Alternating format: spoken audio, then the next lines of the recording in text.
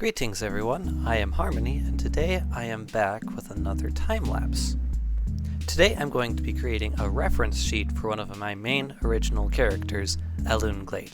He is the protagonist of a story I am writing called Storm Born in Shadow. The first bit I am doing here is making the main reference of this sheet. It is the one that's meant to capture your eye. However, don't get attached to this specific version of it. I'm going to redo it because I don't really care for it later on in the time-lapse.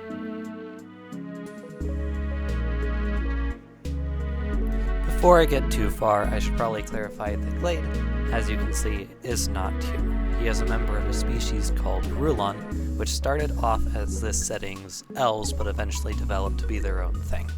They are a plant-based species that are vampiric in nature.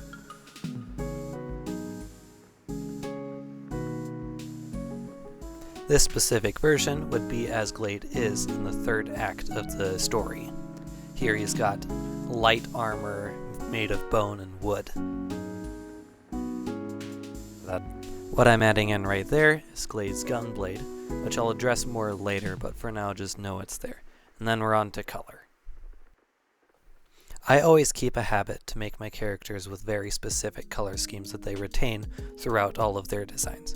Glade, in this case, is red and yellow, and then whatever accent colors feel appropriate in the moment. The red is, of course, in reference to the fact that he does a lot of blood magic later on in the story. But it's more than just that. Red is a very bold color, and for a long time it was a very heroic color as well. In the end, the colors are meant to accentuate the theme of the character, which in Glade's case is that anger is necessary for change.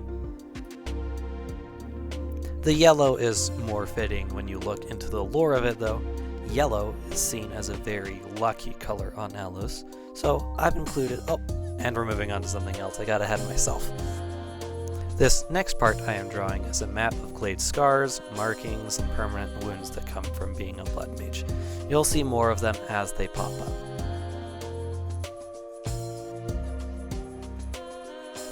What I am starting now is Glade's markings, the red and orange that you're seeing. These markings are part of a Rulon, and they start as they become a mage, and they use magic. They generally start from the upper back, and then extend as they do more of it and get better. In Glade's instance, he is a storm mage, so I wanted to make sure that I included some cloud motifs and lightning in it. And now we're starting on scars, which he earned throughout his journey. Just know that I shoved him into a knife barrel and rolled him down a hill.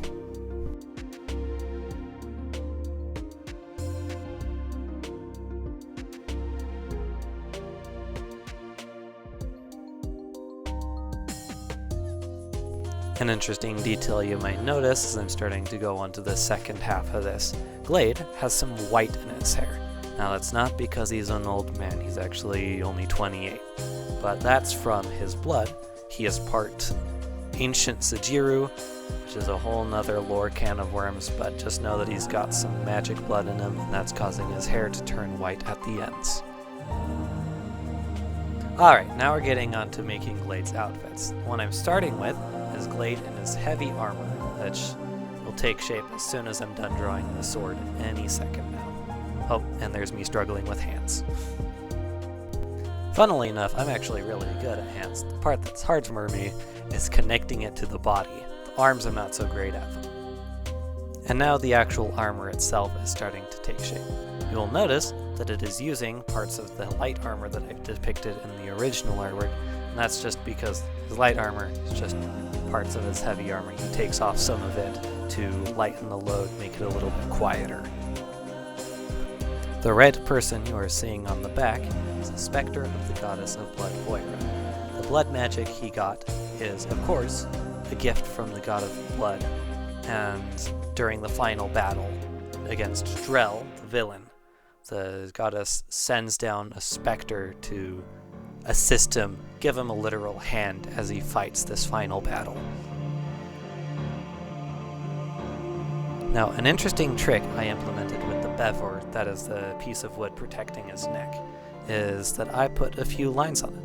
Now that is a little trick that I used to help Glade's face remain recognizable even while he's wearing that big ol' helmet.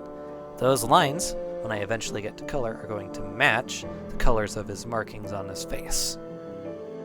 Now I'm just messing with the colors off to the left, so I know what the color blocking is going to be finally when I get onto coloring my armor.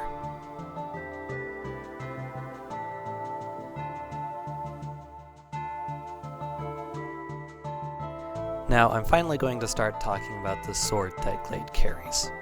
Now, even though the shape of it remains the exact same throughout the story, the actual blade itself is swapped out a few times during the story because of things surrounding him. Originally, the blade was made out of holy metal called prism steel, and therefore the blade is called the Prism Blade.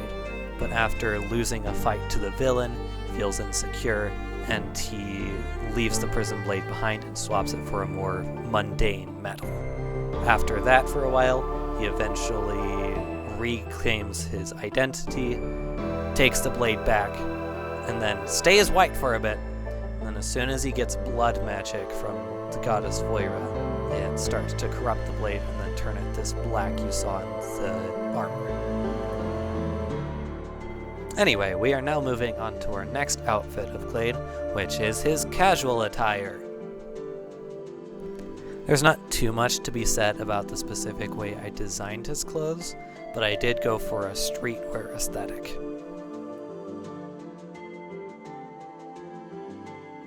Glade hails from a gang in the city called New Grace, which is why he's got that bandana on his arm, which is a symbol of that gang, the Artemis Virluti. For those of you that like deciphering codes, I'm going to briefly leave the common Alosian alphabet on the screen so you can translate what it says on his pants.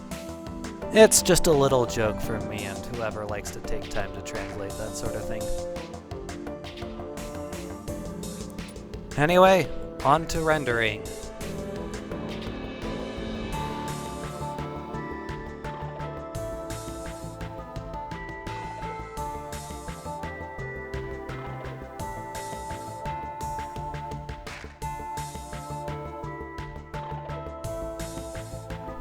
Okay, time for the last outfit that I'm going to depict in this artwork.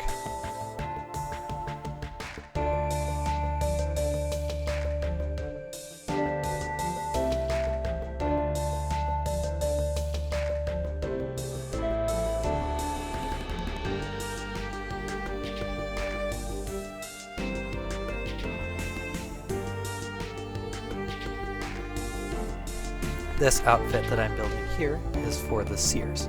The Seers are this organization on Allos that take pride in their ability to know basically everything about the planet. Through their own ego, they have decreed themselves Seers, a divine thing, even though what they do actually has absolutely no divinity associated with it. If you couldn't tell, the Seers are not the good guys in this story. Now, if you're looking real close, you may notice that there's a lot of eye symbolism going on with these robes. This is, of course, because the Seers think they can see everything. But there's a fun little detail where, if you look at the mask, you will notice that there are eye details except where the actual eyes are, indicating that they are actually blind in their efforts. And now we get back into color symbolism. White. Traditionally, white is a symbol of purity and often divinity.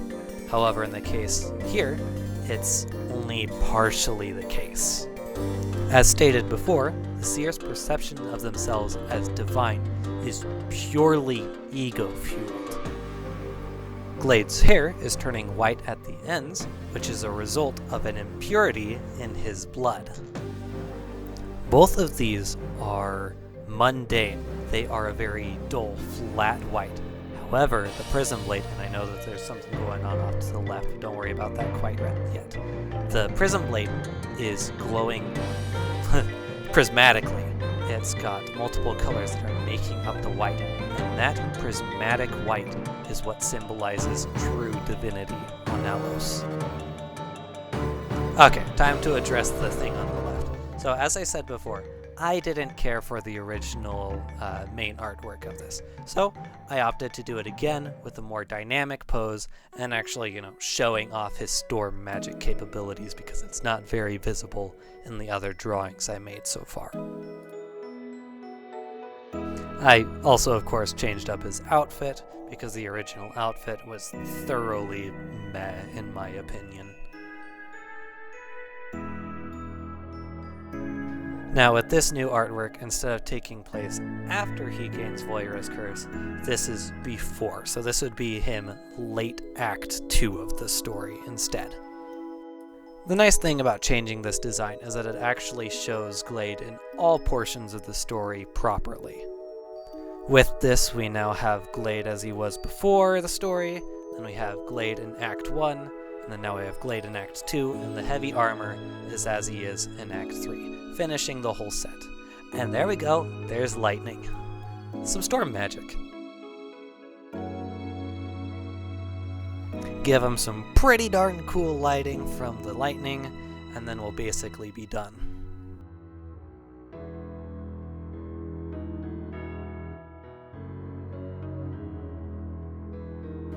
One final detail before I wrap everything up through drawing all of the accessories he holds dear. You may notice that Glade has a wide variety of lengths of hair. In this story, I use hair length as a symbol of identity. A character that is sure of themselves has long hair, while a character that isn't sure will have short hair. As you can see, Glade goes through a lot.